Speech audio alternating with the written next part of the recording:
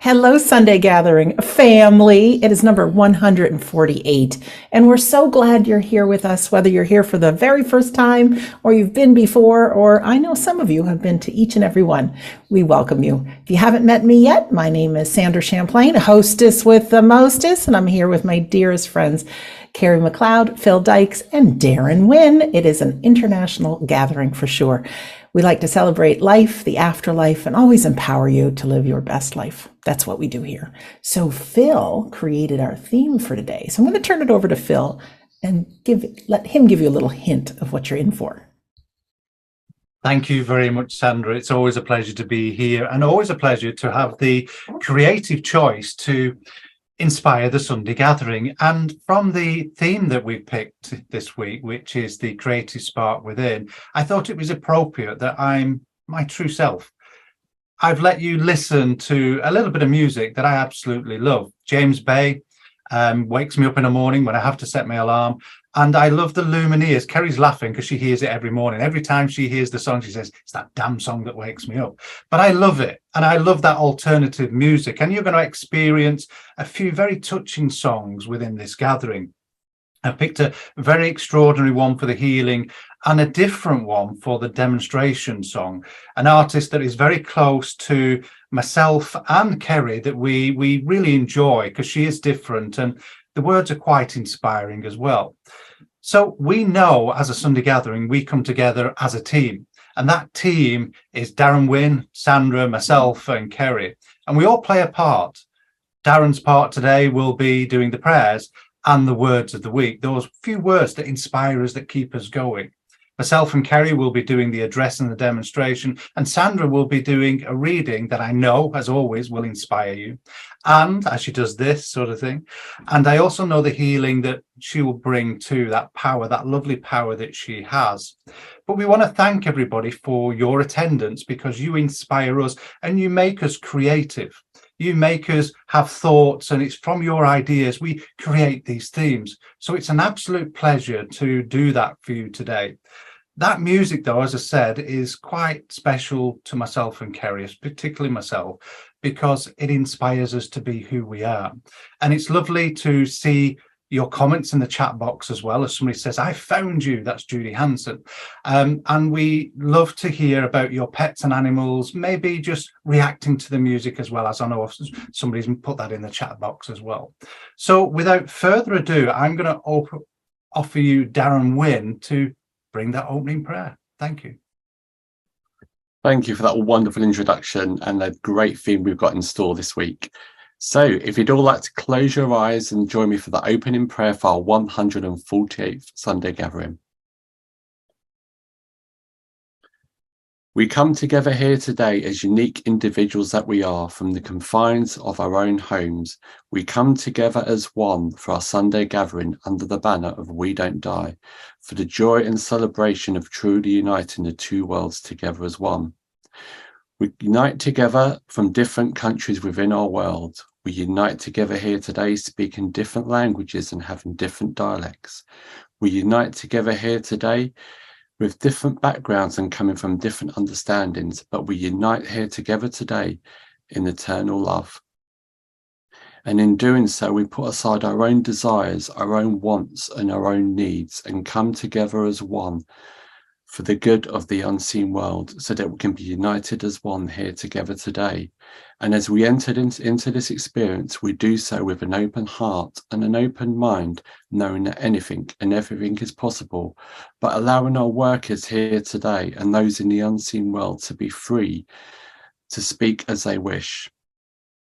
We put no demands or no expectations here today, but just allow those loved ones from the unseen world to share their thoughts and words for our workers here today, which can truly nourish the heart and the soul. As always, we deem it an absolute joy and privilege to walk by your side hand in hand and to be of service here today.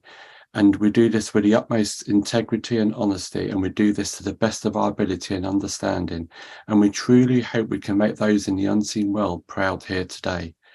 As we enter into this Sunday gathering with nothing but happiness and positivity, we allow our spark within to truly unite and bring the two worlds together as one once again. And we ask that that healing balm and light continues to shine to all four corners of our world, so that we can bring happiness to all those hearts and minds that may be in need at this time. So without further ado, my friends, we welcome you here today. Amen. Thank you so much, Darren. You can think up some birds. That's what you can do. You can think about yellow or think about blue. You can think about red. You can think about pink. You can think about horse. Oh, the thinks you can think. Oh, the thinks you can think, if only you try. You can think about gloves. You can think about snubs. You can think a long time about snubs and their gloves. You can think about Kitty O'Sullivan Krause in her big balloon swimming pool over her house. Think and wonder. Wonder and think. How much water can 55 elephants drink? Think left and think right and think low and think high. Oh, the thinks you can think up, if only you try. That's a little bit from Dr. Seuss from his book, Oh, the Thinks You Can Think. Theodore Seuss Geisel wrote more than 60 children's books with highly imaginative characters and stories. He was born on March 2nd, 1904, and this date is celebrated nationwide in America to honor this author's timeless and uplifting work. He's the author of such classics as Horton Hears a Who, Green Eggs and Ham, and The Cat in the Hat. And he's remained positive, well, he's passed now, but he remained positive in his life throughout many personal hardships. He himself endured a prolonged illness, and his first wife passed by suicide. Dr. Seuss, who died in 1991, didn't have his own children, but saw entertaining young people as his calling. You have them, and I'll entertain them, he is remembered to have said. We can all agree of the creativity of Dr. Seuss. Here are some of my favorite quotes. Today, you are you. That is truer than true. There is no one alive who is youer than you. You're off to great places. Today is your day. Your mountain is waiting. So get on your way. Don't give up. I believe in you all. A person's a person, no matter how small. Now, some of his thoughts on creativity. Here's what he says. I like nonsense. It wakes up the brain cells. Fantasy is a necessary ingredient in living. It's a way of looking at life through the wrong end of a telescope, which is what I do. And that enables you to laugh at all of life's realities.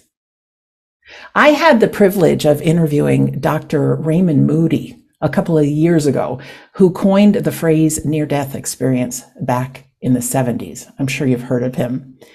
And you know what his current passion is? Nonsense.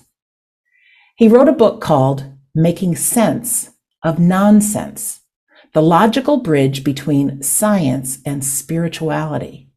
And he believes that nonsensical thinking not only turns up that spark of creativity within, but it can also connect us to our spirituality and to the afterlife.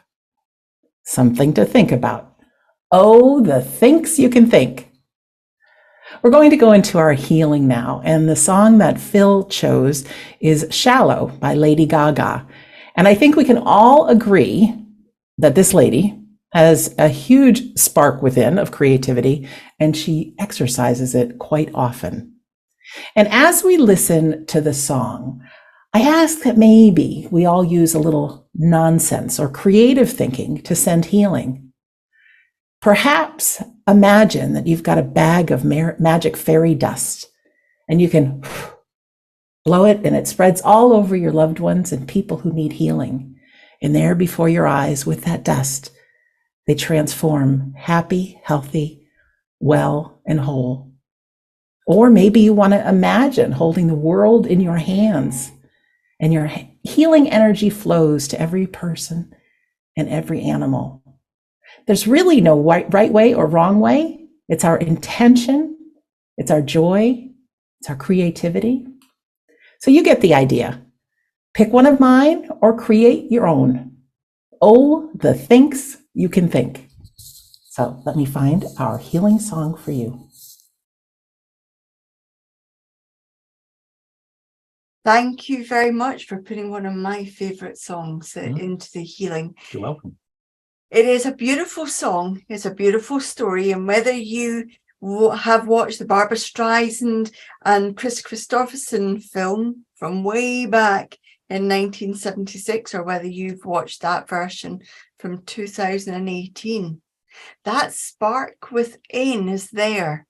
How many of you sat listening to that and wondering what would it be like to open our mouths and for that kind of beautiful song to come out? I certainly do. That beautiful sound that comes out in each and every one of us, but in a different way.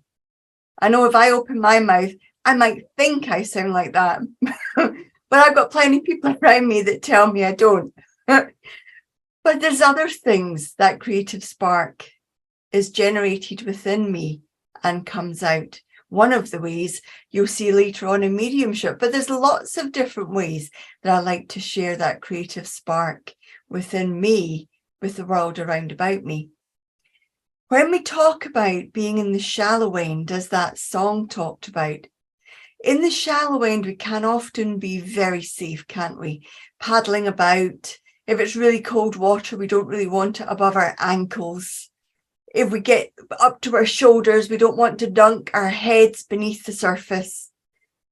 But in the shallow end, there's not much you can do. I know a lot of bad things can happen in the shallow end, so we do need to take care. But I once heard a saying, and you've probably heard this before, and it's likening the shallow end to the deep end, about ships. I was told this saying many years ago, and it's written on many things now. Ships are safe in the harbour, but that's not what ships were built for. They were built to be out in the ocean, exploring. And I'm like that as well. I can be in the harbour, I can get comfortable, and then I get a little bit bored. You might know that feeling as well. But when you're sitting in the harbour and you're a little bit bored, the thought of going out and doing something different scares the shoes off me, so I don't go out. Now, many of us had that during lockdown, where we were indoors. Remember that thought?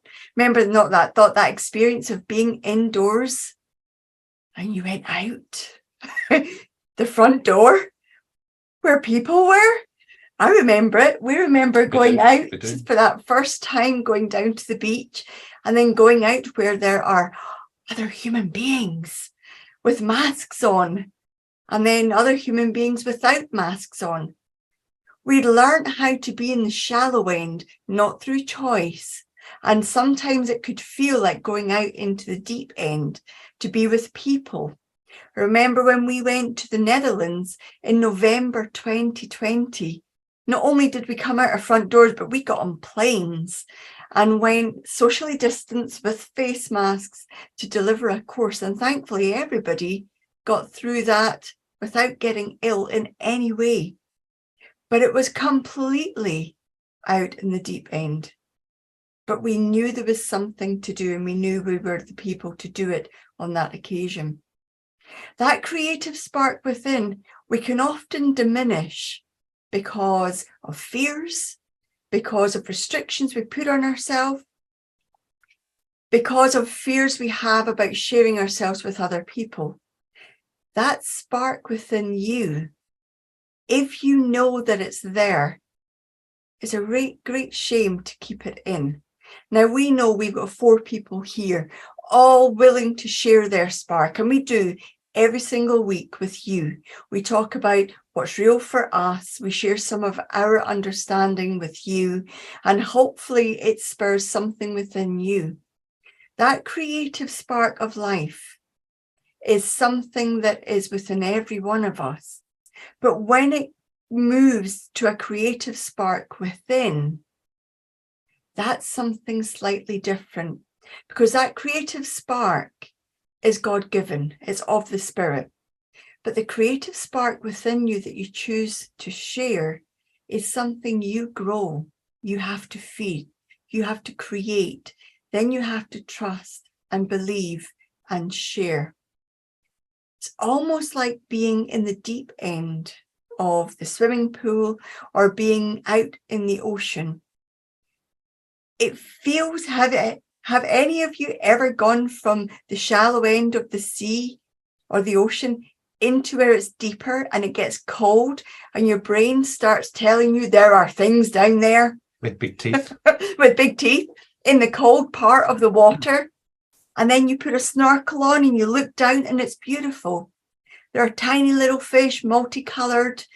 And then you pick your head back out and your mind goes, yeah, that wasn't real. There's really something down there with big teeth. This is what our mind can do. But actually, if you were to take a dive down into the deeper part of the ocean, there's a different perspective happens. If you dive down, turn around and look up, you see the spark of life that happens on the surface. You'll see the sun, you'll see some form of light. That light is what happens on land, but your spark is deep down beneath the surface. So much happens within us, deep down. And I think I said it was maybe the Christmas Sunday gathering, where I said I was watching a children's program, and the child looked into the water. Isn't it strange when you can only see what's on the outside, and yet so much happens on the inside? That spark within is on the inside. How you choose to share it with everybody, where you choose to share it, is up to you. But you have to believe in yourself, be authentic. So what have you been thinking about this year so far? We're into the third week in January. What have you been thinking about that just seems so far away, almost as if you were standing in the shallow end, looking at the deep end, thinking, if only I could bring myself to walk past my knees, then past my waist, then past my shoulders, and submerge myself in something new. There'll always be that part where your body says it's cold. But if you persevere and keep on going into the deeper waters, you'll find out that actually you can swim really well. And once you can know that you swim really well, the ocean is, what's the saying? Your oyster. Sometimes there needs to be a little bit of silence to soak up everything that a speaker says. And in that moment, something really stood out to me is where Kerry said, I'd love to have a voice like Lady Gaga and sing. Well, ladies and gentlemen, I'm going to share something with you. Probably Kerry won't thank me for it. She can sing, by the way. She has got a very good voice, but that's not what I'm here to share. A few minutes before the Sunday gathering, we both said to each other, what are we going to say? What are we going to talk about? Our minds went blank. Because all week we've been thinking about this theme and we've had great ideas, creative thoughts. Then all of a sudden it stopped. So Lady Gaga may be able to sing, but Kerry has a hidden talent of creating a thought, a stream of thought, and putting it into words that make such common sense and are so relatable. So I know Lady Gaga can sing, and she's got a phenomenal voice, but I wonder if she can talk like Kerry or do what Kerry can do. It shows us very quickly that we're all individuals, that we all can do something different. We may admire others for what they can do and think we wish we were like that. But actually, I wonder if they hear us and think, actually, I'd love to be able to put thoughts together that make so much logical sense. and put in a way that's logical and rational, that we can perceive them in the moment. That's what makes a great speaker. So it's a real joy to listen to people speak, especially Kerry. But as that video was playing of Shallow by Lady Gaga and Bradley Cooper, there's something that struck me, and it still strikes me. The first time I saw it sat in a cinema was when there was a little hesitance from Lady Gaga to come up and sing. And you could see in that moment where she swallows. And I thought, well, that's that moment that those self-limiting beliefs come in, and we either do it or we hesitate and regret that we've not taken that choice. But imagine the strength to walk up. Now, we all know she's a singer and we know what she does. But imagine if we were in her shoes, as we often do in films. It helps us escape. There's a creative thought there that helps us complete and indulge ourselves in those moments where we bring a thought to life, where the courage comes along to help us fulfill our potential. And it's amazing, isn't it, that we all have those thoughts in some way, shape or form through our life. But what do? We let other people steal our joy. Oh, you can never do that. Do you think you could do that? Oh, it's a little bit different. Are you sure? And they've stolen our joy. They've stolen your moment, because in that moment, there was a creative spark of life, of joy, something from the divine that's in all of us that we can relate to. And I'm sure we all can relate to where we've had an idea and thought, you know what, I'm going to do that. Sounds really good. Then woke up the next morning and it doesn't have that same feeling, doesn't have that same power. Well, sometimes we need to do things differently to encourage those moments. Today, so far, you've listened to a few pieces of music that we absolutely adore. You've got to see a little bit of my taste of music that's alternative, that I absolutely adore because it moves me in such a way. I listen to artists speak and say through their music, they're able to speak, they're able to say words that they couldn't normally talk. They're able to put their thoughts into action through the lyrics. They're able to live in that moment, and it helps them express themselves, helps them deal with their emotions, helps them come across to us that we can relate to. So sometimes we need to go out of our comfort zones, out of the shallow, as Kerry said, to actually find something different, some different elements of life. And when I say different elements, I don't mean standing out in the rain or in the wind or in the sun. I mean different cultures, arts, travel, books, different things that can inspire us. Because when life or life happenings inspire us, we're actively engaged and we make choices. We have creative thoughts that produce endings or potential or ideas. And we listen to some of the most successful people in this world. And it's not the success that they talk about, it's the ideas, and it's every time they've got something wrong. But when you listen to them, it's the joy of actually trying, the joy of doing something different, thinking outside the box. So sometimes we can stay in our shallows, in our comfort zones, but actually, does it pay off? We need to be in that deeper water. We need to be out there where those ships sail, exploring, because we never know what we can achieve. I'm sure you'll all agree with me that we've all, in some way, shape or form, got flaws. Those flaws of self-limiting beliefs, so that nagging voice in your head that says, can't do that, shouldn't do that. People expect more. But actually, if we didn't listen to that, because it's really not your voice, it's somebody else's voice, maybe in your youth or where you've been impressed by somebody, you've listened to them when we really shouldn't. It's their voice, not yours. They've stopped you having that creativity, stopped you having that joy, stopped you having that excitement in that moment of having that idea. So I wonder if we went out of our way to taste different elements, cultures, different thoughts, different innovations, different concepts. I wonder if it would spark a creative moment for you. Because if we surround ourselves with people that are different, then we see life differently. We get to see how they see it. And it makes us question our own values, our own ethics. But hidden in those values and ethics and ideas and perceptions of yours, there's a hidden talent. That talent is you. What you may consider as a flaw is actually not, is actually a strength. Now, there's a reading out there about a water bearer that had 2 large pots, and one of them was cracked. And it talks about one of the pots having that crack that was leaking. But that water bearer took advantage of that flaw and planted flowers on that side of that pot where it was carried. And as he walked daily back to his master's house, he found that the water that was leaking from that pot was actually helping grow those flowers.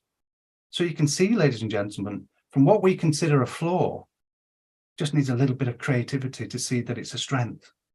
Because I know I can do things that some of you can't, but I also know healthily that you can do things that I can't. That's the individual spark within us all, because we all do things differently and have different perceptions. So if we can surround ourselves with different people, different inspirations, different cultures, different worlds, different perceptions, then we'll start to see much more in life. And all it takes is a little bit of effort, maybe to go and search books, go on Google. It's so handy these days. You're on a computer right now. You can just type in anything and you can see anywhere in the world. You can find out any topic that you could. You could even go and watch a TED talk or listen to it. Listen to Sandra's interviews. There's hundreds of interviews there to listen to in the background as you're traveling maybe, or as you work or on your break. It's called passive inspiration, where we're listening to others and a creative thought happens within our minds, which creates a reaction of activity within us, wanting to achieve, wanting to be better. So maybe if we took a step out of those shallows into that deeper water, you know, that moment where we go, I might try something a little bit different. And I remember doing such a thing many years ago where I made Kerry a promise. My eating was terrible. And when I say eating was terrible, I don't mean that I was eating lots of junk food, but I wouldn't try anything. And she said, Phil, would you make me a promise of trying something different each time we go out for a meal? And I swallowed and went, yes, because I'm not the biggest fan of spices or anything. But I've got to be honest, I absolutely love them now.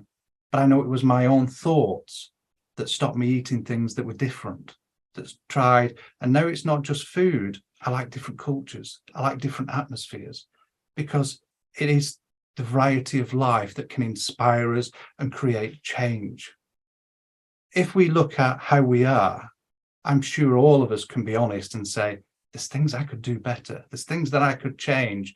And there's things that I could do right now in this moment and create a better life.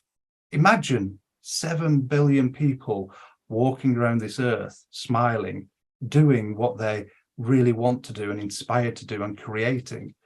I wonder if it would make us all a lot happier, because I know when I'm in that creative space, I'm a happy little bee. I'm just smiling ear to ear. And I know when I'm happy, Kerry can relax and she's happy as well, sort of thing. I have a simple motto: happy wife, happy life. You can see the simple things, but actually those sparks of creativity create those moments. I'm sure that a lot of you have booked last minute holidays. We came out of COVID and thought, yes, we're free. And we thought, we'll book a holiday. We'll do something different. You got out. But in that moment, you thought, we'll try something different. I've never been here. Or when you got there, you said, we'll try this hotel. We'll try this restaurant. That's what life and creativity and that creative spark in the moment brings you. Individuality, happiness.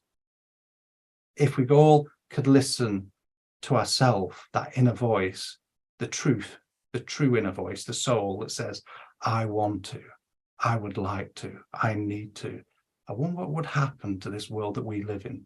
And I'm going to leave you with those thoughts, to surround yourself with different people, with different cultures, and try something new and see what creative images and ideas come into your mind. I'm going to leave you there. Oh, thank you both, Kerry and Phil. It was just beautiful. Boy, I tell you, I remember going out of the shallows to start speaking about my belief in the afterlife and the help through grief, honestly thinking I would lose friends and family. And what's happened instead is I've got the best family. I've got everybody here on our Sunday gathering today. And of course, my close friends, Darren and Scott, Kerry and Phil. See, I think you're rewarded. I do think you're rewarded for really pursuing that creative path, whatever it is. So we're going to move into our demonstration of mediumship now. And the good news is our loved ones who have migrated into that world unseen, they still have that creative spark. They still have that personality. They still have that love, that joy. Some of them have crazy senses of humor, which we have witnessed, absolutely. If you're here for the first time, or if you've been here before, just pretend this is the first time you've heard this. Kerry and Phil are both longtime mediums, and they teach our mediumship courses, of course. Wonderful people. And they have given their lives, really, so that people in the unseen world can have their voice again. And with that, it makes a difference for you and I here on earth. So they have a huge commitment to humanity on both sides of the veil, and they have great personalities, don't they? Well, when you see them work, the folks in the spirit world will come to them. We can all put in our requests, of course, but I believe that the spirit world folks have it all handled. They'll use everything that they've got within Kerry and Phil to deliver information. They'll use their thoughts, their imagination, their feelings, their memories, maybe some smells or tastes. Who knows? You'll hear Kerry or Phil give a few initial bits of information about the spirit person that has contacted them.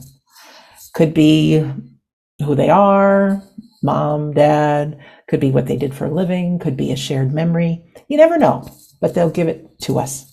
So we want you to listen in, be on the edge of your seat. They know who is in our Sunday gathering. They do. Don't be shy. Your face never has to come on camera. Don't worry about that, okay? But if you hear them speak those first initial statements and you say, oh my gosh, that's my person, we want you to press your raise hand button. Now, this person could be a friend, could be a loved one, it could be somebody a little distant, but your soul will tell you, like, that's my person, that's my person. And we want you to press your raise hand button. So if everyone could just do me the favor, give your hands a workout here, go find your raise hand button on your device. Some of you guys pressed your raise hand button before I even asked. I love it. You've done it before, but go ahead and press your raise hand button just to see what happens on your side and how it works. I know some people are new to Zoom and new to the webinar style. And then go ahead, it should say lower hand, and press it one more time so your hand goes down. And I get to see everyone's hands raised on this side. So I do know there's some folks who go out for walks or you're multitasking, and you may be accidentally pressing that raise hand button. So just be careful of that. I know we still have Fran with a hand up. So you'll check on that, Fran. Sometimes there are 2 or 3 people that can take the information, and Kerry or Phil will look to really dial it into who this person in the spirit world is here for. When we figure out the one person, I will press a button on my side and you will see something that says, host would like you to unmute. And then you just say yes. And that way we can hear your voice. We want Kerry and Phil to do the work, that you know, that we all know that they are in communication with the person in the spirit world. So we ask, when they give information about your person, just say yes or no, or maybe I don't know to the information.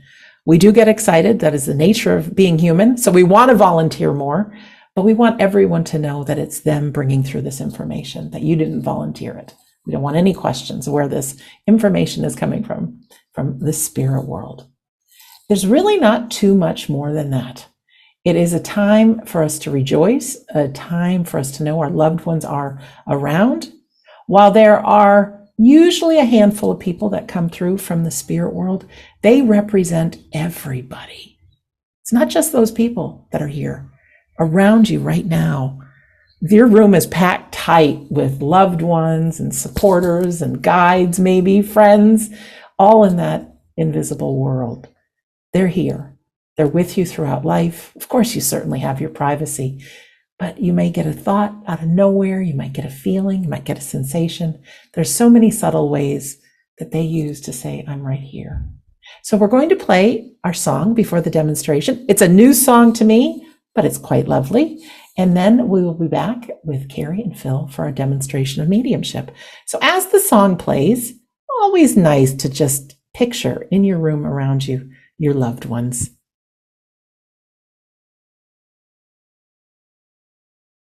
That's a very creative and nice song. Hello, Kerry. Hello. What you guys have just missed is Phil dancing in the background here. It is lovely to be here, and it's actually lovely to have Phil share some of his preferred music. There's some new songs, and I'm sure it won't be the last that we hear some different music coming in. And Phil being quite authentic about what his music choice is, because we all love it. Good. So Sandra has done the explanation. I know we have some new people with us, so please don't be shy in putting up your hands. If it's not for you, I will be able to figure that out. So don't worry about or be nervous about putting up your hands. As I work with the spirit world here, I do know I've got Dad here, and I feel that Dad would have passed in a hospice condition. So there would have been a specific part of the hospital or hospice conditions where Dad would have passed. I do feel it's pancreatic cancer, and I feel that this would have it's not a pleasant way to go, not that there are very many pleasant ways, but I know Dad would have put an extremely brave face on this. I know also that the name Robert, you would understand the name Robert. I do not feel it is Dad's name, but I do feel it is close by Dad. I also know that Dad would have had a very loud voice, not necessarily shouting, but he would have been able to catch people's attention with the volume of his voice. Does this make sense to people in our audience?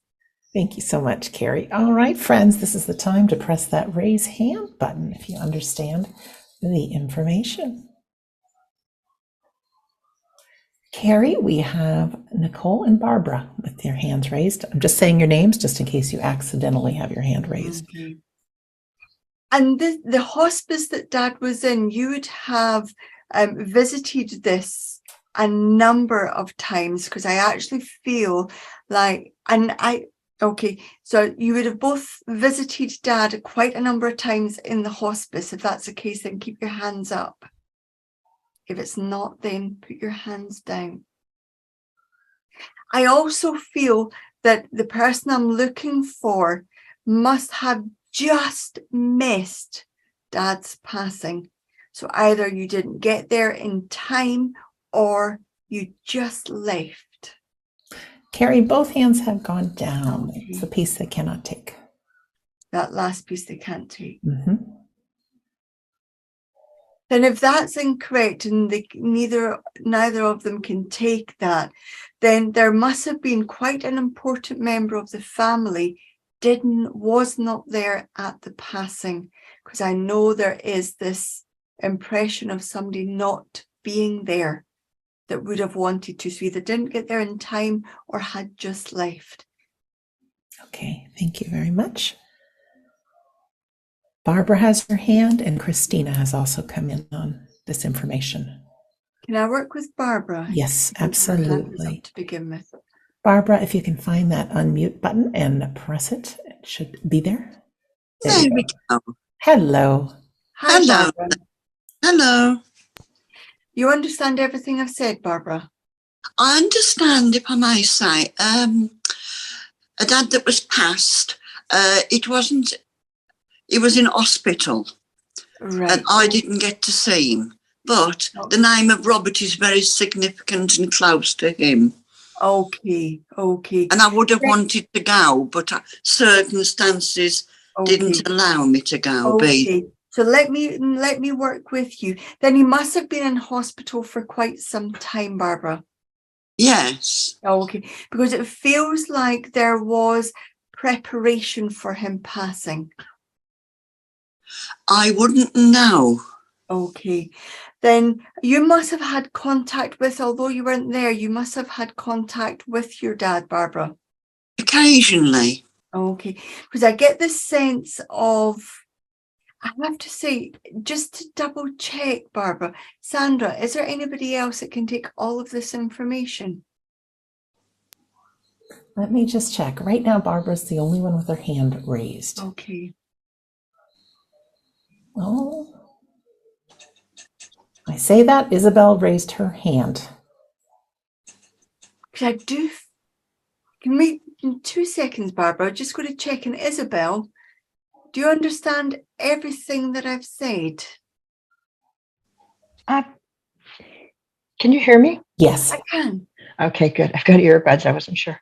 The only thing is, okay, Robert, yes, he was in palliative in a long-term care.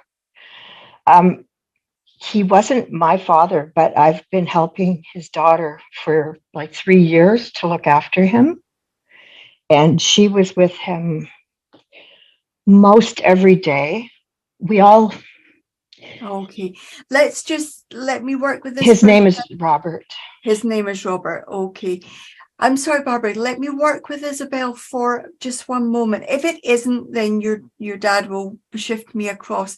Then Okay. you must still have contact with this gentleman's daughter. We're very close. I've known the family for 40 odd years. Okay. Then, and I helped look after the dad okay. before she So came out. Just yes or no, Isabel. I'm sorry.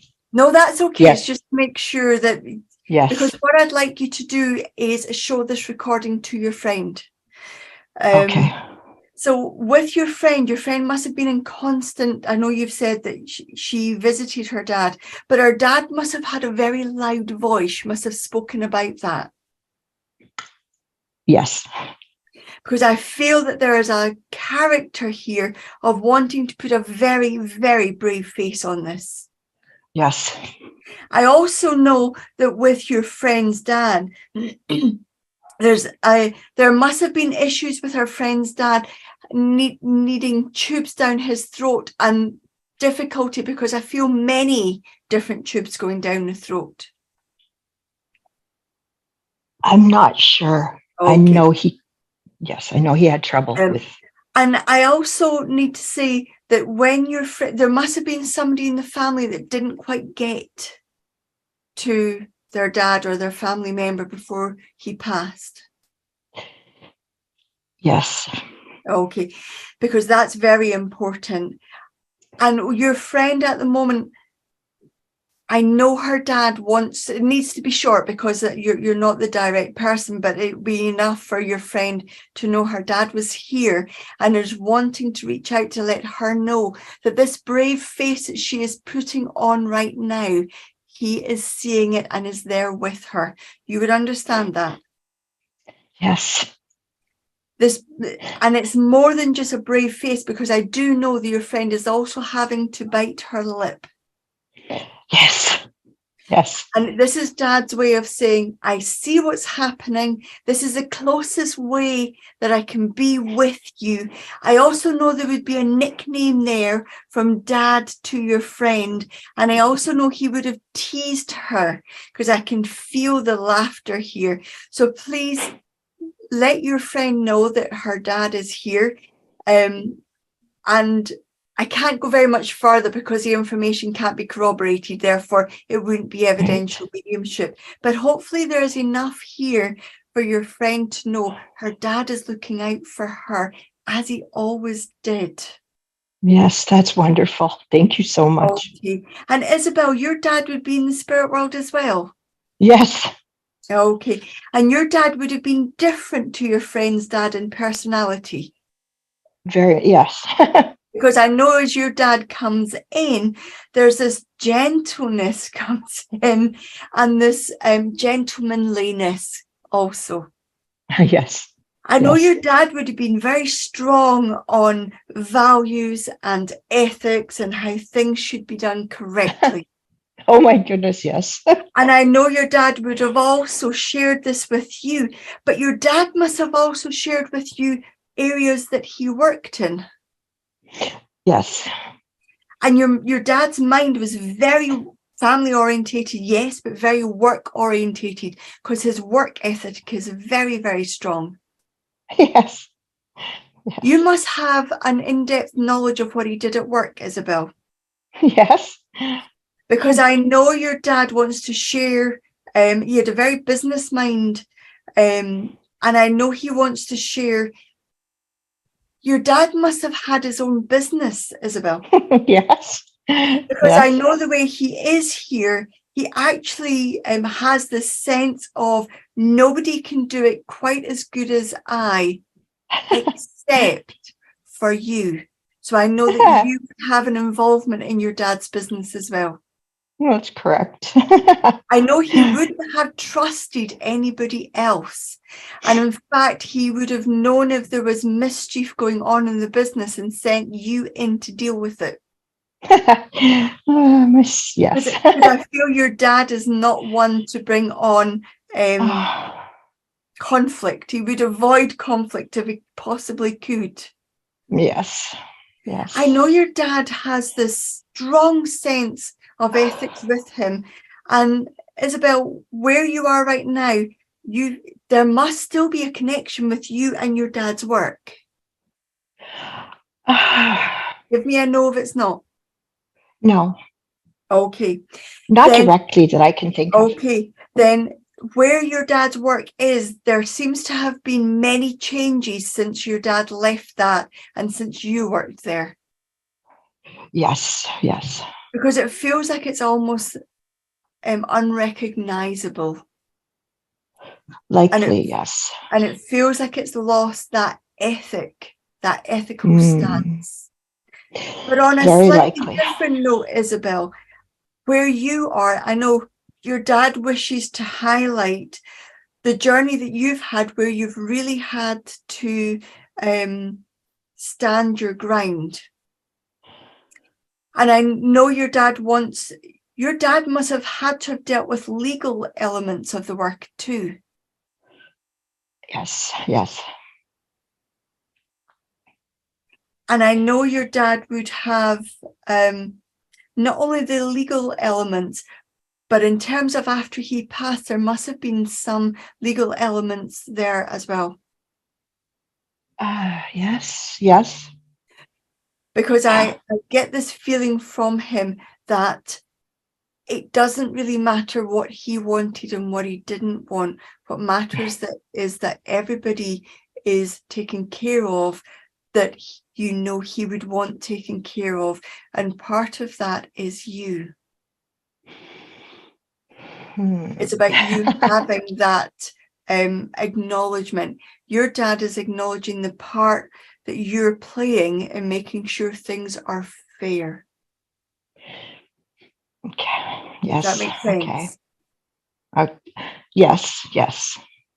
I know your dad has this feeling and the sense of not wanting to make a fuss, but actually sometimes we need to.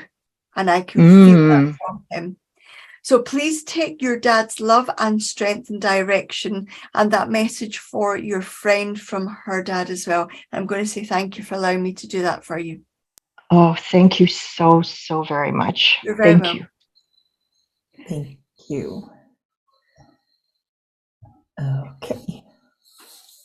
Okay. I need to speak to somebody in our audience who knows a young man in the spirit world, and I feel he would have enjoyed going to the gym or physical activity, but I actually feel, and he's only young, anything under 40 is young, when you get to a bit older, don't we? But I know he takes a cardiac arrest, or no, I know he has a cardiac arrest. And I do feel it would be completely unexpected because he is a fit man. He takes care of himself. He looks after himself. Thank you, Kerry. All right, ladies and gentlemen, Angela and Lynn have their hand raised, and Ruth Ann. Okay. Then would one of the people with their hands up know that this happened whilst he was at the gym or running or exercising or doing his sport? Because I do feel that this is closely linked with how he passes. Thank you very much. All right, we have a number of people with their hands raised. I'm lowering everyone's hands. So if you can take all the information, and this gentleman also passed while he was doing his sport, his exercise. Please put your hand back up, please. Did I lose everybody? Sometimes that happens. Then this young man must have attended a gym, because I do feel he's, was it pushing metal? And he's doing all sorts of, I do feel like he has, I'm sorry, dear, but he has rather large muscles on him. So I do feel like he wanted to be rather large in shape. Okay, thank you. All right, we have William with his hand raised. We'll bring in William. Could you press your unmute button? Hello. Hello. Welcome. Hi, William. You would know this gentleman quite well. I believe it's my son, and Okay. it wasn't a heart attack. It was a pulmonary embolism Okay. caused from an accident at the gym. Okay. Then if this is correct, William, let me work with this for a second for you. It must have, there wasn't any coming back from it, William. Would you understand it that way? Yes. Okay. And with your son, he had rather a large physique. Yes, he had actually just won an international. Don't give me information, William, because Okay. I can't give you that. And then I don't want you questioning what you're getting here, because I do know he has a rather large physique here. And I know he must have been one of those lovely gentlemen who couldn't close his arms because his muscles were quite large underneath and round about his chest. I know you've given me about that competition, but I feel like he would have been well known in his community. Very well known. I also know he would have had, he would have liked being, he would have liked getting attention. Yes. Because not only has he got this large physique, but I also know he had a great personality, but I also want to say that he could catch the eye of the women. Yes, very much so. And I need to also say that I'm not saying he was inappropriate in any way, but he would often have numbers of women following him, not stalking, but following him. Yes. And I know when he was out with the guy, he must have worn very tight tops.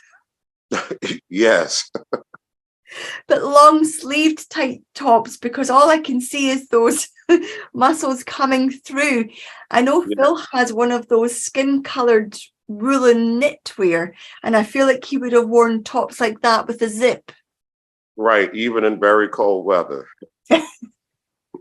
I do feel that he would have found this most amusing, and he would have milked it to some degree, how people would have been drawn to him. He loved that attention. But I also have the sense that he must have advertised some sort of protein shake or certain foods. Yes, he was involved in the advertisement. Okay, but he must have been like the person that was used for advertisement. Would you know he had advertised or was used for advertisement for the? Yes. Okay, because I do feel he reveled in this. I do feel a chuckle going in behind the scenes with him, that not only has he's got this physique, but he's actually showing this protein shake or this food. Yes, that's it. He didn't hold back with his words. No. I do get a sense that he would have been very open about all aspects of himself. With me only. Okay. I know you're saying with you only, but I want to say there must have been jokes that he would say about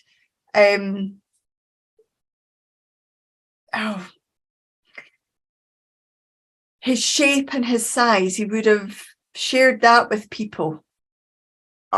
Yes. But he would have made a joke out of it too. I do feel, I can't put this on any. Your son could be quite rude with his language, not offensive, but quite rude. Well, in a very humorous way. Yes, because I know what he's showing me and I know what I'm feeling, but I can't say it. Right. So I know that there's a sense of him. I also know that he included you. You must have had some involvement with his bodybuilding or his weights practice. Yes, I did. And you must have also gone out with him, because I know that he gives me this feeling of you and him were tight. Yes, very. And I know he's so grateful for that time together. And I know you on more than one occasion tried to point your son in the right direction, because I do know he could sometimes make wrong decisions based on what he thought was cool in the moment. I wouldn't say wrong. I would just say a direction that I thought would be more beneficial to him. Okay, because I do feel this gratitude for shifting him. And from what he's showing me, William, you must be quite a bit smaller than your son, although that's not going to be difficult. But I do feel like little you is directing your son, who's a bit bigger, in the direction he needs to go. Yes. It almost feels like he's grateful for the direction, but also the way you managed his expectations. Yes.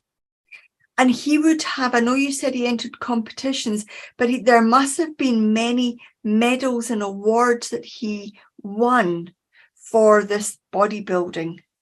Yes, I still have them on my mantle. Okay.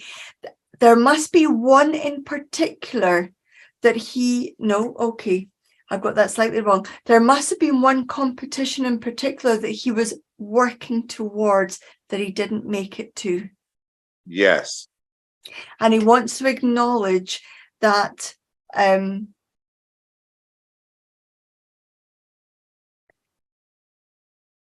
was a sense of camaraderie. Each person, it was a competition, but not against each other.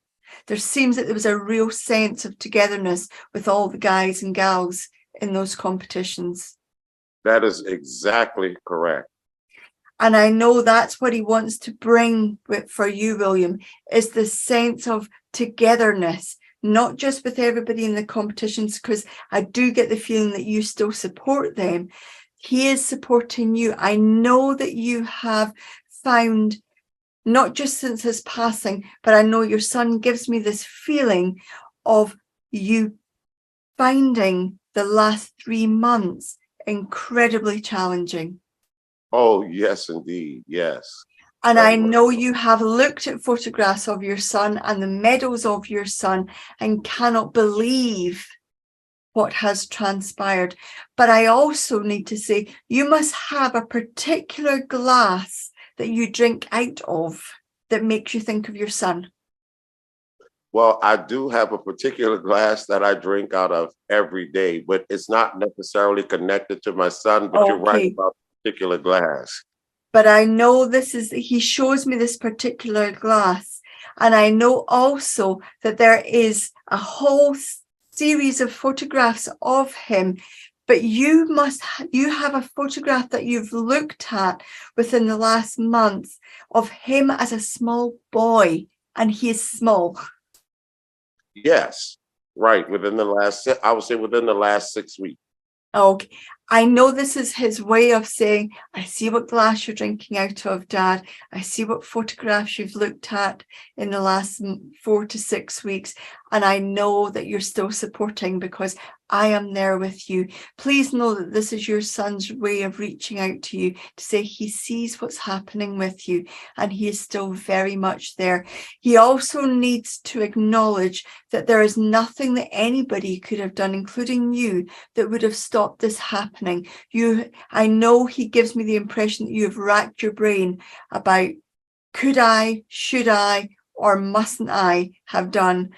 There's nothing different that could have been. It was just one of those things. Yeah, you're right. You're exactly right about that. And William, you would have known one of the paramedics that turned up on scene for your son. No, I wasn't there. His fiance was there, but from what I understand, I think she knew one of the paramedics. Okay, because I know he wants to acknowledge that one of the paramedics that turned up was known and that paramedic knows that they did all that they could, but that please know there's nothing in addition that could have been done at all. And if you could let his partner know that he's been here. I will. Thank you very much, William, for allowing me to do that. Thank you. Thank you. Okay. William. Thank you, Kerry. Thank you very much. I am going to pass the hot seat over to Phil and say thank you very much for allowing me to do that. Oh, thank you so much, Kerry. And ladies and gentlemen, we can all feel that young man's presence. Our loved ones really are around. They live on. So will we. Life's tough, but they are with us. So now we have Phil. What a lovely young man. As Kerry was communicating with him, he was chatting to me as well. I was thinking, yeah, he's a nice guy. So fantastic, brilliant. It's always nice to see wonderful mediumship, and people really get those contacts that mean so much to them as well. So my job is to carry on with that sort of thing. So here we go. Okay. Oh, right. Okay, that's, oh, now we cringe a little bit. Let's just have a look. Okay, so I know I've got somebody, I actually want to talk about, I've got somebody's son with me. I know that he could be a little bit of a handful. I just get the sense with him as well. It's very unpredictable, because where I was expecting to start, all of a sudden things are going a little bit chaotic. So I know he would cause trouble in a room by himself. And when I say that, I mean that in the best way, because I just feel he was very mischievous, very cheeky. And I just get the impression he was known to a lot of people. And even though he could be a little bit chaotic and a handful, people really loved him, because I know he was remembered by his tutors, school tutors, and friends and family and people in the neighborhood. So I know he was a very loving young man and very infectious young man in his personality as well. All right. Thank you very much. Who can recognize this young man? Well, we have two ladies, Lynn and Janet. Okay, that's fine. Raised. That's fine, because I just feel he was very cheeky in his nature, and I know when I say he's cheeky in his nature, he's very flirtatious as well. So I know he had, like the last gentleman, a bit of an eye for the ladies, but he had a way of speaking and charming them as well. Thank you. All right. Joellen's got her hand up, and Lynn. So we're down to two. Down to two. Okay, that's fine. But I also feel as well that the person I want to be speaking to would have been that shoulder to cry on for him, where he had a little problem or two, he would share those issues. Ladies, you can both take that. All right. Lynn was the last one remaining, and then Mary also put her hand up. And Mary will have needed to take every bit of the information along the journey too. That's fine. But I want to say, where he would have shared his problems, even though he was a little bit down, it always turned into a bit of a laugh, a bit of a fun fest, I want to say, because I just get this impression where he would be, with his comments, very close to the knuckle, and it could be a little bit blue as well. Thank you, Phil. And you have three lovely ladies with their hands raised. Okay, that's fine. Can we bring in the first lady that had a hand up? Yes, we sure can. That's fine. That Just would to be see. Lynn. Lynn, if you could press your unmute button. Lynn W. Hi, Lynn. Hiya. Welcome. Hello, Lynn. You understand everything I've said? Yes. And would you understand where he was very chaotic? He could cause a storm by himself. Yes. And when I say a storm, it's almost like he could get himself, it's almost like he got bored very easily. It's almost like he's got an attention deficit or something. You're not understanding? Yes. You are. Bear with me. There's something that doesn't feel right. Would I be right in saying I'm not a medical expert, but he would have had some kind of nervousness, like ADHD or something like that? Well,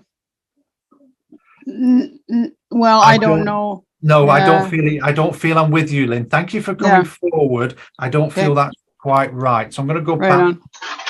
Thank you. Because I actually feel I want to be talking to one of the people that's got the hands up that know he had some kind of autistic spectrum or ADHD, something like that. Again, ladies and gentlemen, I'm apologizing. I'm not a medical expert, but I know there's some kind of issue there. Okay. Can we drop everyone's hands? Absolutely. Everyone's hands are now down. If you can take all of that information, including the last piece that Phil gave us, please press your raise hand button. Okay. So we've got down to Two. one is two. Two. Okay, that's fine. Okay, Three. That's three. That's Okay. fine. Because I want to say it's almost like where his behaviour, it was accepted, even though I know sometimes he could be a little bit too close to the knuckle, inappropriate, but nobody took it in a bad way. So I know he could blurt things out that were not accepted or should be accepted in society. I know he had that ability. Okay. Janet, Judy, and Mary, you can take that piece of information? Yes.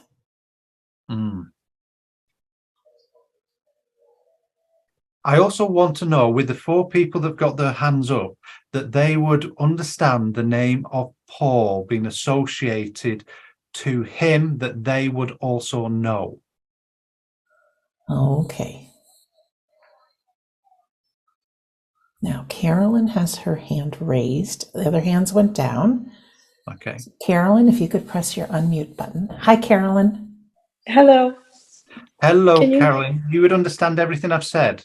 Yes. Okay. And do you understand with this young man, and I feel like son, that he could be a bit of a handful? Yes. And I want to say a handful in different ways. With some of the things that leaves his mouth, he didn't have that filter. Yes. And I also know some of his behaviors as well. Yes. Because it just feels here where I want to work with him, because I know that there's no malice with him, but it's almost like he doesn't have that filter that says what's really right and wrong and acceptable. Yes. Okay. But I also feel he was, like I said before, very much endeared to family, to tutors, to friends and the community. Yes. Okay. Where even though he could do things were wrong, people saw the funny side and the lighter side of it. Yes. Okay. But I also feel as well, he could have a knack of being quite personal and interacting in such a way that he melted people's hearts as well. Yeah, very much so. Because I actually feel with him, Carolyn, that he would also be quite sensitive at times to people's needs. Yes. And I also know, even though sometimes we struggle with words to explain things, I just feel with him, Carolyn, that he understood people at a deeper level. He sort of got people. You understand? Yeah. Yeah. Because it feels like he would interact with people in different ways, but he actually did know when to act properly and be proper and when to be funny and everything else. Yes. Because I feel that filter he had in some ways was like an early child, that he looked at life quite innocently as well. Yes. So there must have been situations he got himself into that other people would have been a bit worried about, but he just had a way that he could just really impress on people. Yes. Would I also be right in saying he either got in with the wrong group of children or because I get the impression as well that he would have got involved with the wrong people, but it's almost like they took him to heart as well. Yeah. Because that was his personality, and that seemed to be his gift of life, that he could really interact with people and really get to know them. And in some ways, if you didn't know better, you would say that in some ways he had similar abilities where he could just understand people like a psychic. Yeah. Would I also be right in saying that you have photographs of him? Yes. And on those photographs, you've captured his face, that cheekiness and that essence of him. Yeah. Where it's almost like the eyes are alive, his mouth's open, you've caught him in the act. Yep. And also there must be memories with him where at family get-togethers, he would be, bear with me, would I be right in saying at his birthday parties and Christmases, he would be opening presents early and things? Yep. because it feels like I want to be into everything and very much, how can I put this? It's almost like I know I'm not meant to, but the excitement gets the better of me. Yeah. And would I also be right in saying you have pictures that he drew for you as well? Yes. And I want to say that even from really early childhood, you have pictures of crayon drawings and everything. Yep. Okay. But I also feel you've still got some of his schoolwork. Yep. And I also feel you've kept clothes of his as well. Yep. And I want to say that you either, bear with me, you must keep those clothes still ironed and pressed on hangers in a wardrobe. No. Thank you for the no. But you must have kept a lot of those clothes. Yeah.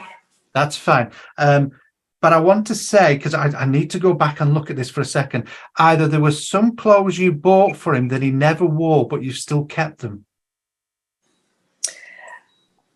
Yeah.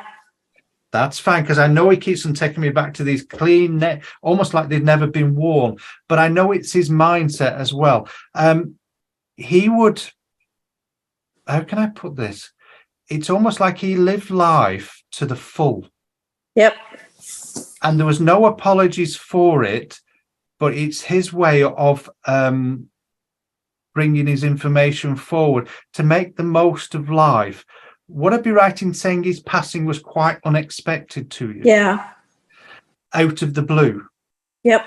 And if I said at times he did suffer with depression as well? Yeah. Because I know there's emotional things here, because I know it's almost that passing's upsetting, but I know, and would I be right in saying the passing, it was through his own involvement? Yep.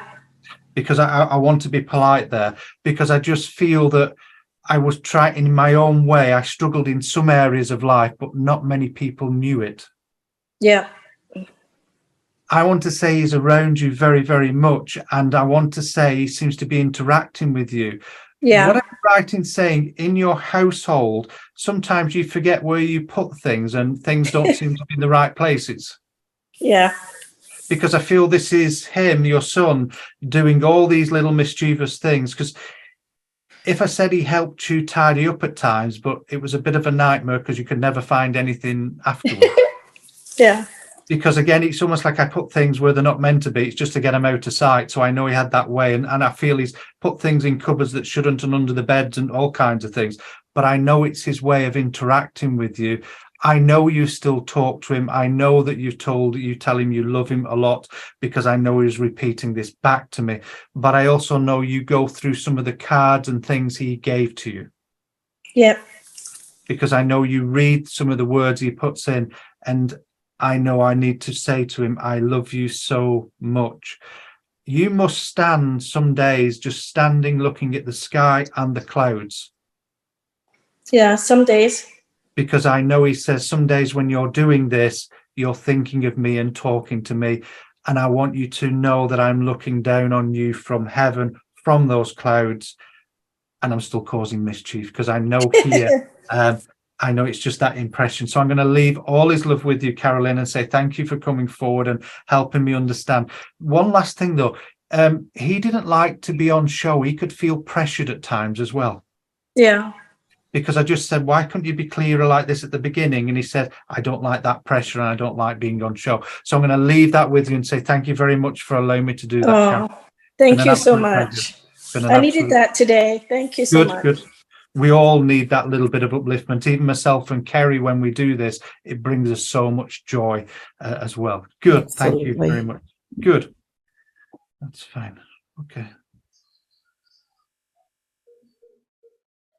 All right. Okay. Okay. I also feel I've got somebody else's son here as well. And I also feel, just bear with me, I've got more than one trying to jump in. Fine. Okay, thank you. I know I've got somebody's son, and I all found I want to say that I've got a completely different personality with him, because it feels like I want to be quite quiet. I want to be left alone. Feels like I keep myself locked away in my own room. And I want to say I listen to alternative music as well. So I know some of the music he's listening to is not what I call the mainstream. I feel he's a little bit of a loner.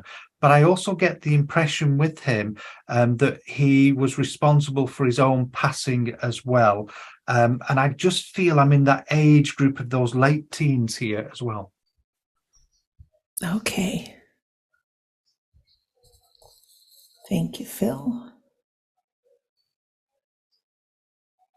No hands up just yet here. That's fine. I need to go back to something. Okay. I feel just before he passed, there was some change in behavior. In fact, thank you. I think I understand it. I know there's a change in behavior where he would shut himself in his room. It's almost like he isolates himself away from everybody. Okay. Thank you. All right. Now, Carolyn's got her hand I'm not still with Carolyn. back up. Ooh. Maybe. Let me just see. Carolyn, if you could unmute yourself. Oh, Hi, Carolyn. I have two sons Oh, on the other side. right. And this makes sense with your other son. Yep. Okay. All right. Let me understand this later. Just for a second, Carolyn. Would you understand where your two sons didn't always see eye to eye? No. Bear with me. Would I be right in saying they were quite different? Yeah, they were very different. That's fine. And would you understand with this son, he would shut himself away, isolate himself? That's fine. And would you understand his choice of music was different as well? Yep. And with your son, thank you. I need to go back to what I said originally. If I said they either wound each other up or teased each other. Yeah.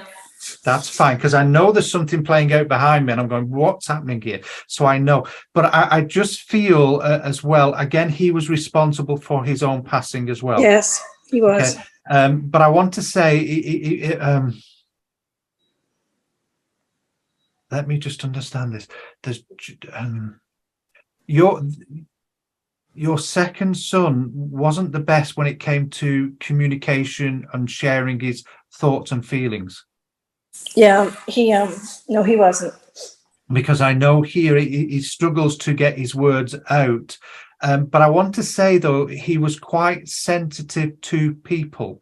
And when I say sensitive to their feelings. Yes. And I want to say, even surrounded by people, he could be quite shy. Yes. And I want to say he would go about things quietly, not trying to catch people's attention. Yep. And if I said to you that he didn't always listen to you as well. Yeah.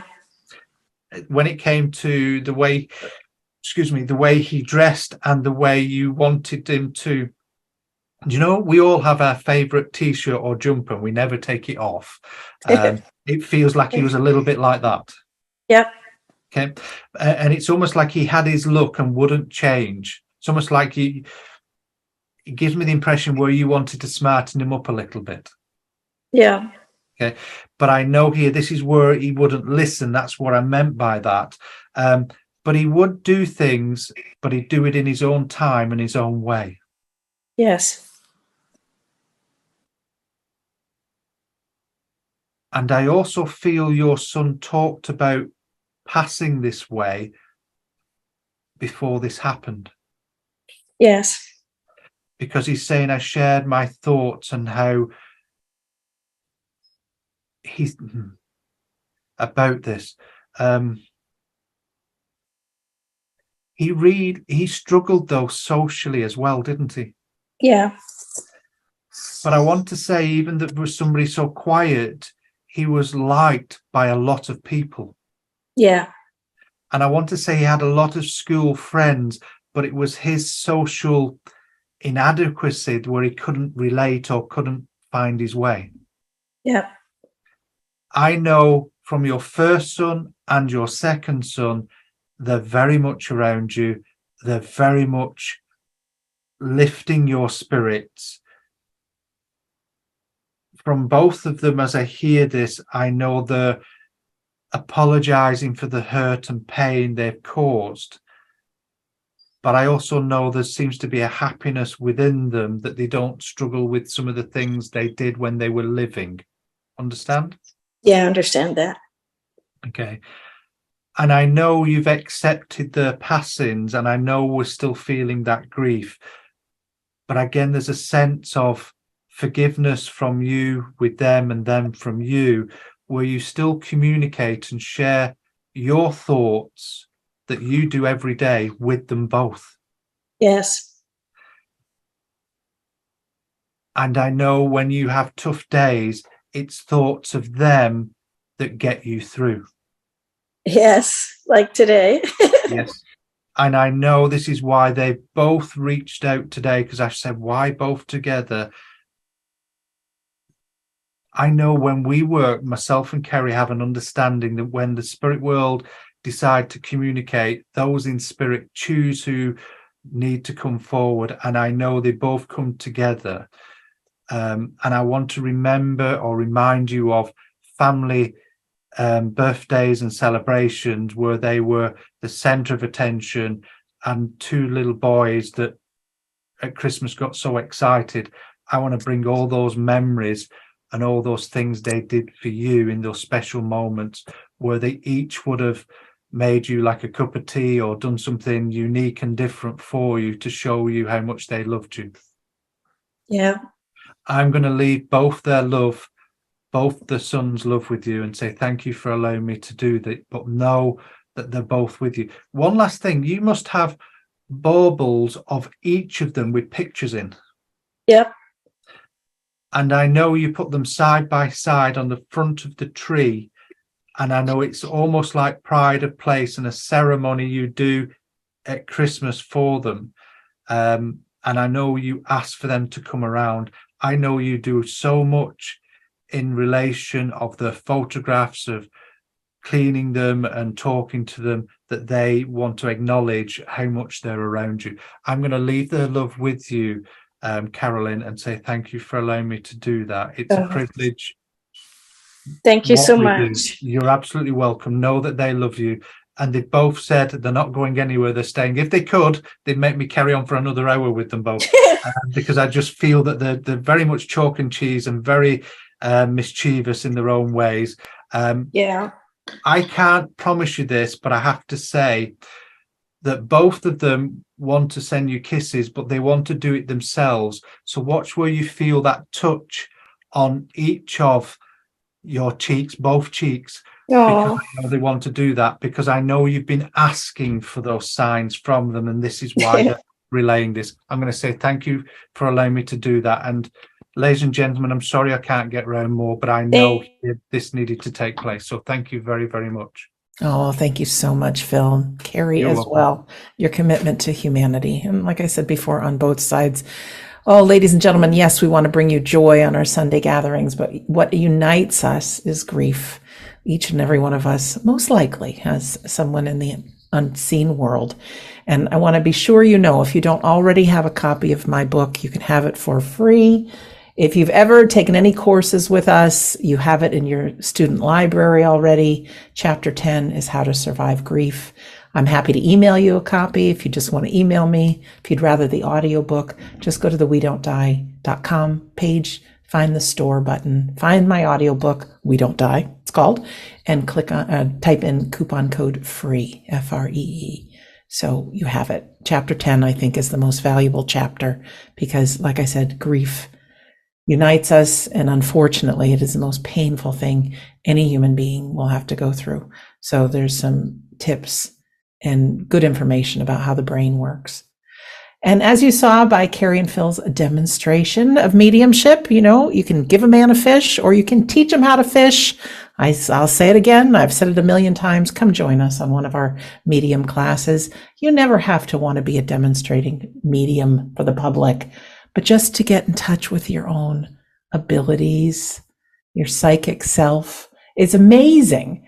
Kerry and Phil's medium class classes just started this past week, so it's not too late to join. You can watch the video of the first session and then join us live on Wednesday if you like, or you can do it all by video class. It is fine. We have a private Facebook group that you can practice with other students. They also have a great class called New Year, New Start that has just started as well on Tuesdays. You've seen Kerry and Phil speak, and it's just nice to have them, and as well as your fellow students by your side, helping you go forward in life and spirituality and so much more. Our friend Scott Milligan, his new class for Mondays, will be starting in February. You can also find that at the store page at wedon'tdie.com. Tuesday's a busy day. Scott offers a couple of sitting in the power hours. Our friends Kath and Mitch Shirley will be doing a free grief cafe. They do a lovely talk on grief. All are welcome. It will not be recorded, so your privacy matters. I think that may be it for announcements. Of course, you want to check out that store page because Kerry and Phil and Scott, they'll be traveling. So I know Kerry and Phil are coming to Vancouver in March, and Scott will be in New Orleans in March, Scott and Darren. And a shout out to everyone who has donated to our Sunday gathering. While it's not necessary, it does help. Pays for some very expensive equipment, and also when there's leftovers, it helps us pay our bills. So thank you so much. So with that, I'm going to turn it over to Darren for some words of the week. Thank you for that, and thank you to all of you for being here and being part of this Sunday gathering yet again. One of the things we speak about many times on the Sunday gathering is being the true you, being the true person you were meant to be. And what best way to do that than expressing that creative spark within yourself? You know, we can all be our own worst critics, can't we? But I believe we can all be our own worst inhibitors as well. We can stop ourselves, we can stump ourselves many, many times, but we can see the good in others and we can aid others. Like Phil spoke about, we can look at other people and think, wow, they're a good singer, wow, they're a good dancer, whatever it may be. We're very good people at seeing the good in others and, you know, getting others to kind of live, you know, or create their own spark, or live their own spark within, rather. But sometimes we need to stop and take a look at ourselves. You know, we do look at other people. Wow, they're good at this. Wow, they're good at that. But do you know what? Like Phil said, there's something we're all good at. You need to look within. You all know what it is. We've all got something we're good at. I've got something I'm good at. Sandra's probably not as good at it as I am, nor's Phil and Kerry. But do you know what? That's my thing that I'm good at. You know, and we've all got that within us. And I love listening to that. I've never heard that story Kerry spoke about with the ship. And I want to share something with you that I was told a while ago by one of my friends. I was talking about an idea or suggestion. I can't remember what it was now. I never forget this person sat and listened to me waffle on as I do. And when I'd finished speaking, they were silent. And they looked at me and said, Darren, you know, I'm waiting for some wonderful words of inspiration and guidance and what have you. That never happened. They looked at me and said, Darren, stop making excuses. And I was kind of stunned. And I thought, actually, when you think about it, we do as human beings, and we all do it. Hands up, I'm guilty of it. How many times when we have an idea or a thought, do we, you know, we create all the excuses under the sun of why we can't do it? You know, we try and make it other people's excuses, but in reality, it's our excuses, isn't it? It's us that can stumble and block ourselves from doing something. And I really like the story that Kerry spoke about the boat, or the ship, rather. I call it a boat, ship, same thing. But I think it's time we lifted our own anchors, allowed ourselves to set sail and express who we truly are meant to be. You know, don't inhibit yourself any longer. Don't allow others to inhibit you. But let's be honest, we're the biggest inhibitors of ourselves. So let's stop that. We've all got that creative spark within us, no matter what it is. You're all probably sitting there thinking, oh, I've got this idea, I've got that idea. I know I was, as Phil and Kerry were talking and Sandra was doing a reading, I had loads of ideas coming into my head. And I was actually started to jot them down on a bit of paper because I know I'll forget them. But yeah, let's express who we truly are meant to be. No more excuses. Now, if you'd like to close your eyes and join me for the closing prayer. We would like to thank our friends, brothers and sisters for contributing to today from across the world and allowing us all to come together under that banner of We Don't Die, and allowing us to all immerse ourselves in the joy and celebration of the two worlds coming together as one. We'd like to express our sincere thanks and gratitude to all our friends, helpers and loved ones of that world we call unseen for being here with us today and each and every Sunday, and allowing us to hear your words and your thoughts and to embrace ourselves in that healing balm and that unconditional love, which has nourished each and every heart and mind here today. We find it an absolute joy and privilege to be given the opportunity to walk by side, hand in hand with your world and represent your world here today. And each and every one of us has done this to the best of our ability and understanding. And we truly hope we've made you proud once again. As we leave this Sunday gathering and allow the sun to set on this day, we go forward to the dawn of a new day. We walk our own pathways and create our own journeys, and we can do this in the comfort and knowledge to know that you continually walk by our side, helping us, guiding us, and inspiring us to be the best that we can be. And we can go forward with the courage to truly express the creativity within us, to truly live to be the individuals we're meant to be within this world. And we ask that a healing balm continues to light the whole of four corners of the world, to bring that happiness and joy to each and every heart and mind out there that is in need at this day. Until we meet again, my friends, amen. Thank you very much, Darren, to Kerry and Phil as well. And you at home or wherever you are, thank you so much. And to our friends in the spirit world, big time thank you. You know, we're all going to be part of that spirit world and find out how hard it is to communicate. But until then, everyone, pay attention to those little signs, maybe a kiss on the cheek, maybe a memory that comes out of nowhere. Little things let you know that we're still alive, because they are. So for our last piece of creative music, if you've seen the movie Lyle Lyle Crocodile, you will know it. But if not, it's another creative song. So let's listen. Well, I'm a happy girl. Thank you all once again. Go register for next week. Of course, we'll send you the reminder, but while it's fresh in your mind, wedon'tdie.com, click on the store page, scroll down. Darren is in charge next week, so I know it's going to be something great.